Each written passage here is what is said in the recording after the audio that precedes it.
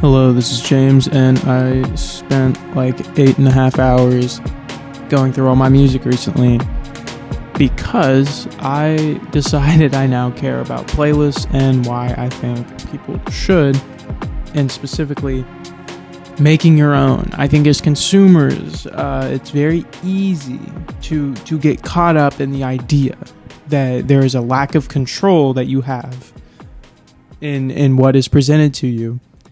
And I think there's a direct path to kind of superseding that notion and deciding for yourself. Now, I'm just going to get this out of the way. I have music. Check it out. I Only Know What the People Before Me Said by James Coe. Check it out on all platforms. So currently, you see it on Spotify most prevalently, but you see it really on all services, which is the AI curator. The AI curator, or the presented playlist, the algorithmically developed playlist, and this has been it's not new, but like it is more prevalent now more than ever in a more unabashed way, where these companies are like presenting music to the listener, custom made. The whole thing is it's tailor made based on your interest. If you were at a restaurant and it was a nice restaurant and they said, list out your favorite foods before you come in, and our chef is going to prepare something special, you'd be like, oh, that's interesting. And let's say you love lasagna, but you also love sushi, and your favorite dessert is, like a German chocolate cake. And maybe, your favorite salad is like a beet salad. And then what they gave you for your food was raw chicken in a lasagna, like noodle type of thing, and then your dessert was like chocolate with beets in it, you'd be confused and you'd be like, oh, well, this is not the combination I was hoping for. But then sometimes you might get a combination that you're like, oh, this is good, and they're all lesser known, so you've never tried this before. And mentally, you're wanting to give it a genuine shot because this is a acclaimed chef. They're presenting this to you. And you've seen it work before, and you've even been to a restaurant like that and it's worked before. But now it's just presenting you the same stuff each time, and that's every time you go now.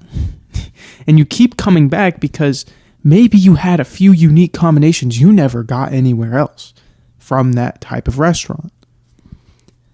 Now, obviously, this is an extreme example, but it's weird to me. It's weird to me that the music as an art form gets a sort of exception from, I guess, like a negative view of like time being wasted when presented with bad music, right? And this is something that I think is interesting because in a time where people talk about, attention mattering so much, there's very little stressed on how bad it is when things are boring or things are bad in music. With film, people listen to reviews to go, okay, well, I'm not going to watch this movie. It's poorly reviewed. That matters more than anything else in film. And I'm not saying that's a good model. I think people should decide for themselves. But I also think algorithms producing content promoting content. I'm saying content, not art, because of the way it's being used, solely for the purpose of ease of background usage is insane. And what you're seeing with the way things are promoted is that is the only purpose. Not to mention the fact Spotify in particular is like the most evil because they're using the AI generated content that they paid people, to put on there so they don't have to pay out artists. They're more likely to promote that. It mixes, and you're seeing that more and more, and it's like even causing like chart issues with that, where it's like music that's not actually really designed for individual consumption to be like charting because it's like promoted on all these playlists. That being said, the absurd notion that time is not being wasted through that, and that, again, in a time where attention matters more than anything else, that this isn't the biggest waste of attention possible. I mean, you might as well be listening to an advertisement. That is a better use for Spotify and your own time, as if you just were to listen to an advertisement instead of these AI like music that they promote in playlists. To compound that, the lack of autonomy you're giving yourself by allowing that to kind of be your main method of consumption it's delegitimizing to your own taste, And it's also something where it's like, don't you want to have the free will over that? Like, the free will is a good thing.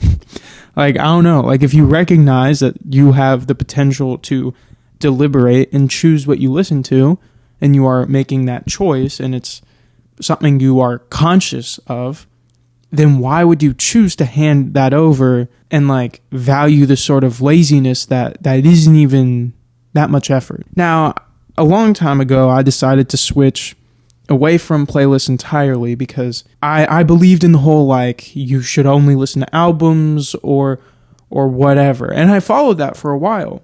And everything was like, that was structured as the artist intended. And then eventually I realized like, okay, well, that's not working, because in casual environments, I'm on Apple Music. So it was like the James station. They have like stations. And it was like the stuff I most listen to basically, and I'm least likely to skip, and things from those artists, like very basic stuff. But it's repetitive. And if you don't think there's an understood payola going on where certain artists get promoted so much more in those than ever before. I mean, the whole thing where it's like Future is the third most streamed artist on Apple Music. I'm not saying Future isn't one of the biggest artists in the world, but 3 is wild. And especially if I put on any rap song of any type of rap, it can be a 90s boom bap song, and I know within like 5 autoplays after that song will be Stick Talk. I mean, I don't know how else to explain that. And again, I love Future, but I don't always want Future. And in the same way, it's like the way these algorithms are calculated is not really in an understanding of purpose. It's an understanding of want. And what they see as want is this sort of all-encompassing thing, where when someone wants to hear something at one time, that means they love it and they want it all the time. And it's not a mood thing, because they can recognize mood of a track or even listener general things. What they can't recognize is the actual intention going into why someone wants to listen to something in that moment. And that's really what I think is what drove me to playlists, is that it's like, A, I was tired of these algorithms. B, I also realized like these algorithms aren't accurate in a way that's astounding. So I went through all my music and I created playlists for different reasons. And these playlists, I think people love to organize based on mood and environment. And I don't think that's inherently wrong, but I think it's important to recognize the most important to me, which is playlists that are based in what you want to listen to and have in your regular like listening habits. And what that means is specifically like newer stuff or things that are profoundly good, and mixing that together so that you have a steady stream of stuff that you choose. And this is stuff that's quality, and this should be your biggest playlist.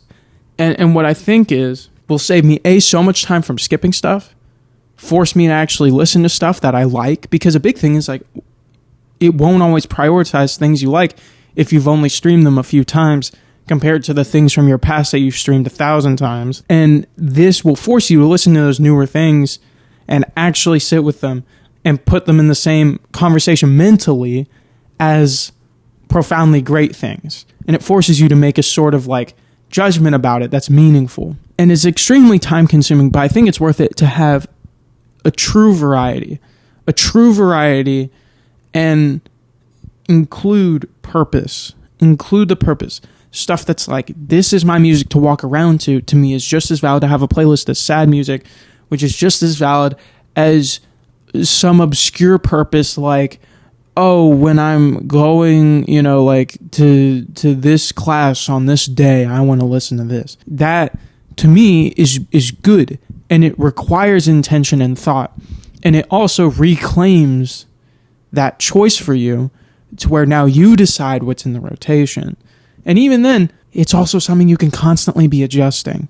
These automated playlists are adjusted for you. You constantly are losing out on this. Truly, having control now in that sort of way is something that I think needs to be valued more. Because it's becoming more and more like a sparing thing. Like, being able to have that decision is something that will give you a feeling that is so much better than when you randomly hit play on stuff. And I think a lot of people do these basic playlists, or they just shuffle their liked. And I'm someone who used to do this, and I'm trying to get away from that because of just the time you spend skipping and what that does to your brain and how you think about music. It's like constantly skipping songs, even if they're good. It's a bad thing. It's a bad habit to get into. You're not sitting down with stuff as much. So yeah, take control where you can with these streaming services. Please switch to playlists over the generic stations they give you, the automated mixes. And thanks for watching. Like, subscribe. Let me know what you think. Yeah.